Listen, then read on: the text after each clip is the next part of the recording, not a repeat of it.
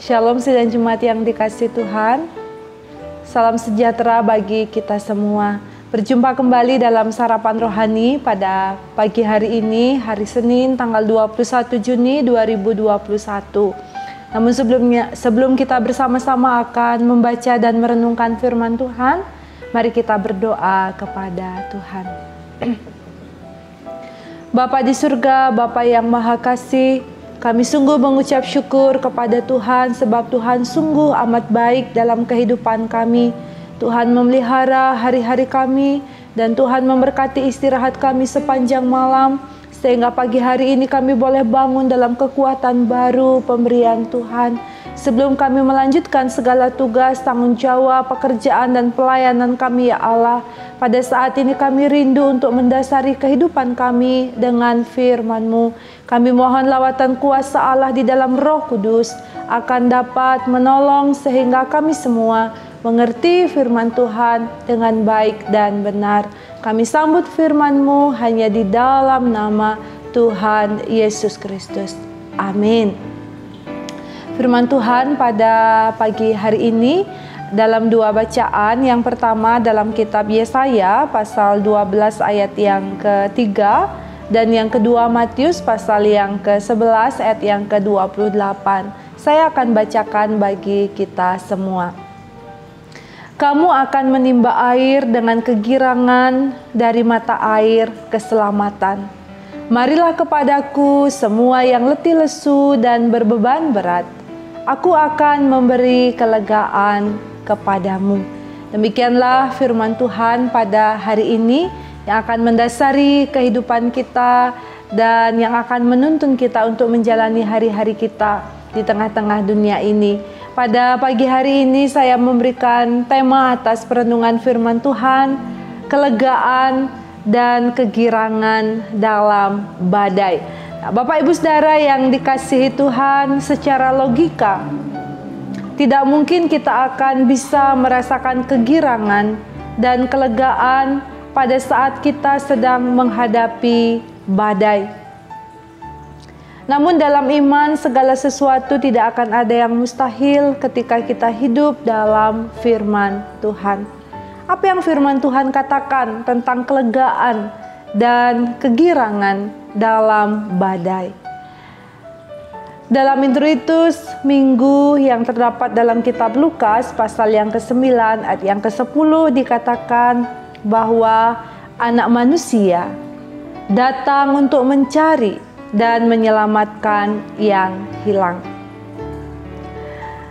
Artinya bahwa Tuhan sangat mengerti penderitaan manusia yang paling besar yang dialami di tengah-tengah dunia ini adalah diakibatkan oleh dosa yang tidak mungkin akan bebas atau tidak akan mungkin ditebus dengan usaha dan kemampuan manusia sendiri.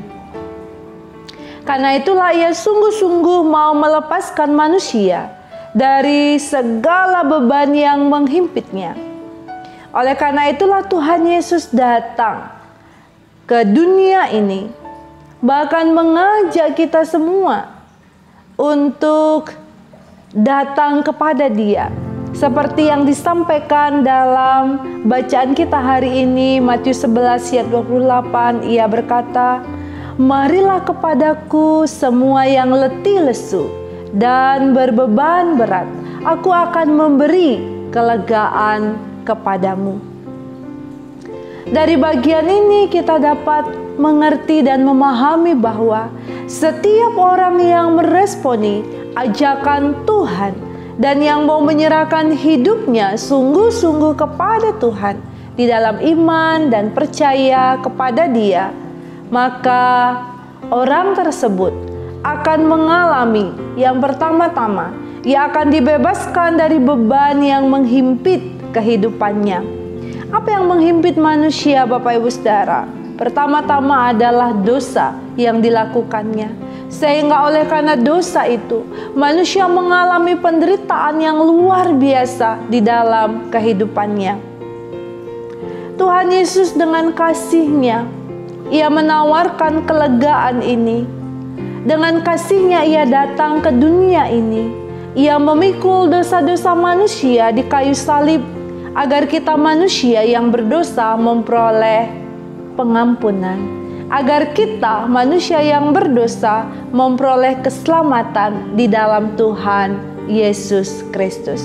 Yang kedua, buat setiap orang yang meresponi ajakan Tuhan dengan sungguh-sungguh, maka ia akan menerima kekuatan dan pertolongan ilahi dari seorang penolong yang hebat, yang luar biasa, yaitu Tuhan Yesus Kristus sendiri, yang menyediakan diri untuk menolong setiap kita, yang menyediakan diri untuk memampukan kita menghadapi berbagai situasi dalam perjalanan pesiarahan hidup kita di tengah-tengah dunia ini.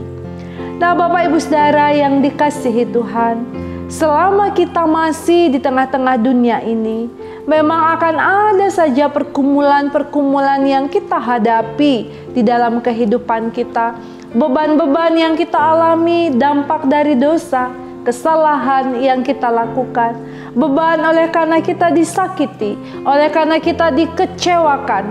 Bahkan mungkin saat ini kita sedang mengalami beban sakit penyakit, atau beban oleh karena situasi dan kondisi pandemi COVID yang sedang kita hadapi pada saat ini.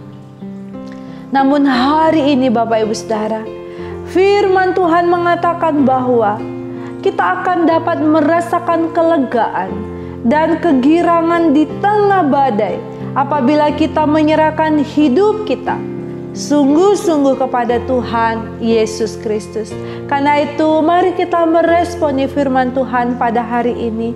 Mari kita datang kepada Tuhan Yesus Kristus dalam kerendahan hati dan dalam pertobatan kita di hadapan Dia. Pandanglah Tuhan Yesus di dalam iman kita. Jika kita tetap setia, jika kita tetap taat dalam penyerahan diri kita kepada Tuhan Yesus Kristus, serta mau mengandalkan Dia di dalam kehidupan kita, maka kita akan menerima kekuatan, maka kita akan mengalami kelegaan, maka kita akan menerima kegirangan dari mata air keselamatan, yaitu Tuhan Yesus Kristus, yang adalah juru selamat dan penolong kita. Maka apa yang dinubuatkan oleh Yesaya, bahwa kita akan menimba air kegirangan dari mata air keselamatan, itu akan terjadi. Kelegaan dan kegirangan di tengah-tengah badai akan kita alami ketika kita menyerahkan hidup kita sungguh-sungguh dalam kehendak dan kasih Tuhan Yesus Kristus. Karena itu mari kita meresponi panggilan Tuhan ini dengan mengizinkan Tuhan berkarya seutuhnya di dalam kehidupan kita. Selamat menjalani hari-hari dengan pengandalan di dalam Tuhan Yesus Kristus. Dan terimalah kelegaan dan kegirangan sekalipun kita sedang dalam situasi dan kondisi yang sulit. Sebab Tuhan sumber kekuatan dan pertolongan memampukan kita masing-masing. Tuhan memberkati kita. Amin. Mari kita berdoa. Ya Allah Bapa di surga, Bapa yang Maha Kasih, kami bersyukur atas firman-Mu. Kami sadar bahwa ketika kami menjalani hari-hari kami tidak lepas dari segala persoalan dan pergumulan yang kami hadapi Tuhan. Namun hari ini kami dihiburkan oleh firman-Mu bahwa Engkau Allah yang mengasihi kami, Allah yang senantiasa berkenan dan siap menerima setiap kami ketika kami mau datang menyerahkan hidup kami sepenuhnya kepada Tuhan di dalam iman kepada Engkau. Tuhan, mampukan kami untuk hidup sungguh-sungguh mengandalkan Tuhan, untuk hidup dalam pertobatan setiap hari, untuk tetap setia dan taat pada kehendak Tuhan, sehingga kami akan mengalami kegirangan dan kelegaan di dalam kehidupan kami. Dan sepanjang hari ini kami mau menyerahkan seluruh hidup kami dalam rancangan Tuhan. Dan terjadilah apa yang menjadi kehendak Tuhan bagi kami. Karena kami yakin bahwa semua kehendak Tuhan mendatangkan kebaikan. Di dalam nama Tuhan Yesus Kristus, kami menyerahkan seluruh kehidupan kami sekarang ini sampai selama-lamanya. Haleluya. Amin. Bapak Ibu Saudara yang dikasihi Tuhan, selamat menjalani hari ini, selamat meraih janji Tuhan. Terimalah kegirangan dan kelegaan di dalam Tuhan Yesus Kristus. Shalom. Selamat datang di Undira Bali, kampus teladan dan unggulan. Universitas Dianapura hadir dengan fasilitas terbaik dan terlengkap dengan misi teladan, unggulan, dan berkarakter. Sudah terakreditasi Nasional B dari BAN PT dan Internasional Bintang 4,5 dari Global Accreditation Association. Universitas Dianapura bekerja sama dengan berbagai lembaga baik dalam maupun luar negeri dan memiliki program internasional. Berbagai kemudahan dan keringanan biaya bisa kamu dapatkan. Tersedia juga beasiswa bidik misi, keringanan biaya pendidikan hingga 75% untuk sarana prasarana bagi yang berprestasi akademik maupun non-akademik. Potongan uang sarana prasarana dan SPP hingga 100% bagi yang memiliki prestasi lomba akademik maupun non-akademik. Tunggu apa lagi? Ayo daftar sekarang juga. Biaya daftar ulang hanya Rp1.550.000.